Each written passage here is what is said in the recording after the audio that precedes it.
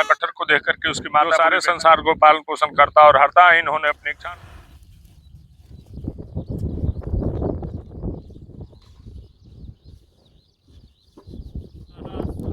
ओम बृहस्पतये नमः स्वाहा, ओम शुक्राय नमः स्वाहा, देवताभ्यो नमः स्वाहा, सर्वे अवाहित देवेभ्यो नमः स्वाहा।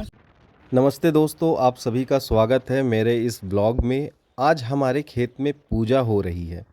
हमारे यहाँ खेत में पूजा करने की परंपरा बहुत पुरानी है और यह किसानों के लिए बहुत महत्वपूर्ण भी है।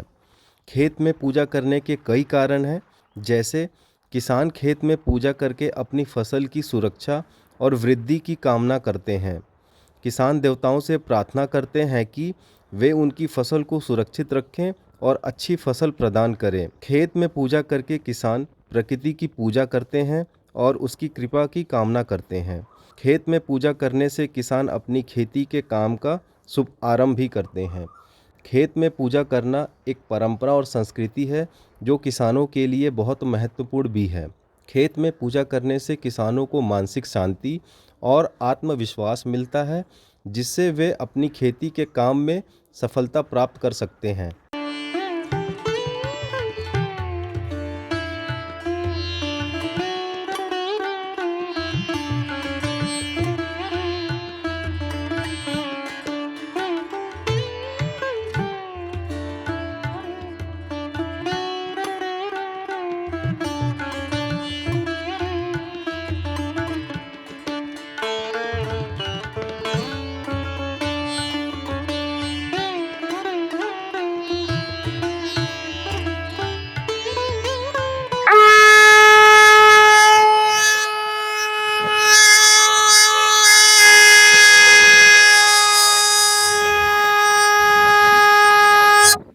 अंदर आप पहुंचा गट्ठर को देख करके उसकी माता बोली, बेटा यह तुम गट्ठर कहाँ से उठा लाए, क्या कहीं से चोरी तो नहीं कर रहे हो। माता की ऐसी बात सुन करके मल्लाह ने सारा हाल कह सुनाया। तो भोजन बना, सब प्राणी खा पी करके सो गए। जब सवेरा हुआ के तो मल्लाह के माता स्त्री पुत्र तीनों दंडी के पास गए। दंडी को प्रणाम किए। दंडी ने तीनों को प्रसन्नता से आशीर्वाद देते हुए कहा कि तुम लोग यहाँ की जमीन को साफ सुथरी कर तैयारी कर दो। और इधर मल्लाह सब लोगों को निमंत्रण देने के लिए नगर में चला गया और सबको निमंत्रण देकर जब चला गया तो किसी आदमी ने एक पंडित से पूछा, महाराज त्रिलोकीनाथ जो सारे संसार को पालन पोषण करता और हरता है, इन्होंने अपनी इच्छा अनुसार सारे जगत को रचा है। पर ब्रह्म परमात्मा अजर अमर अनादि और अजन्मा है, उनका कभी नाश नहीं होता, न वे कभी जन्म लेते, वैसे जैसे सर्वशक्तिमान है। इस तरह का उपदेश देकर दंडी बोले कि जो पुरुष माता पिता गुरु और आचार्य तथा जो स्त्री अपने सास ससुर एवं पति को अनादर करते हैं, जो मनुष्य जीवों पर दया नहीं करते, मांस मछली वज्रा भक्षण करते, उसका दंड त्रिलोकीनाथ अवश्य देते हैं।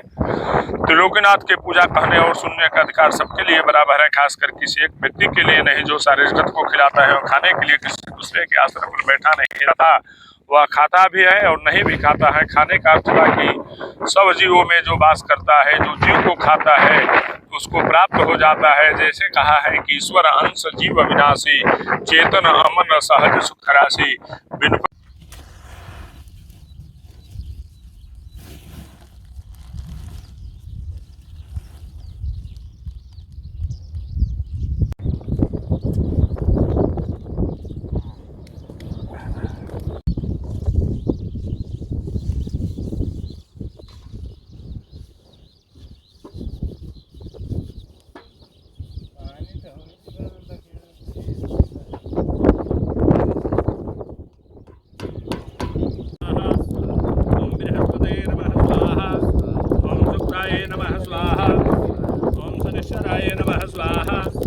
ओम रंग राहवे नमः स्वाहा, ओम केतवे नमः स्वाहा, ओम